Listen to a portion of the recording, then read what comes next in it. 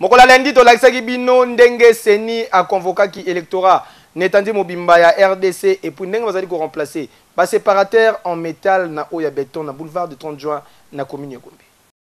Processus électoral à bon train ndenge kakezala ki programmé na calendrier ya seni que le 24 juin oyo dépôt ya ba candidature et ko salema na ba bureau de traitement nyonso pour na ko réceptionner ba candidature ya ba députés provinciaux Netandi Mobimba ya RDC. Déjà lobby dimanche 24 juin 2018, Commission électorale nationale indépendante seni en sigle ezalaki wana pona koyamba ba candidature nyonso na ba bureau d'inscription nyonso oyo ezali ko salema toujours n'esprit ya ko respecter calendrier ya seni oyo ezalaki publié le 5 novembre 2017. Seni azali toujours ko bunda butu pe moi pona ko sala l'élection ezala crédible, transparente pe apaisée pour na koluka alternance et salima awa na République démocratique du Congo et Kiyu. Oui.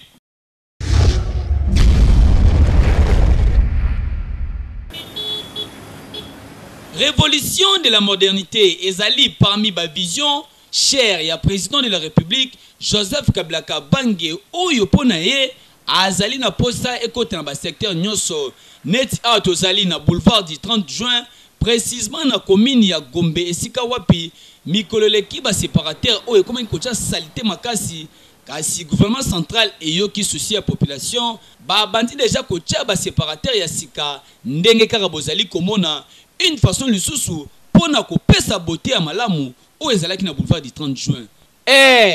kocha ba séparateur boye ezali nango pe bien makasi kasi côté pe éclairage public toza pe na poste changement kota côté kutu ba fait des signalisations oh ça là déjà plus de 2 ans mokoka ekufa ti lelo ebonga makate yango to sengi ezonga pe normal pour image ya boulevard du 30 juin oh to ebanga na kala ezonga kitoko ekiyo oui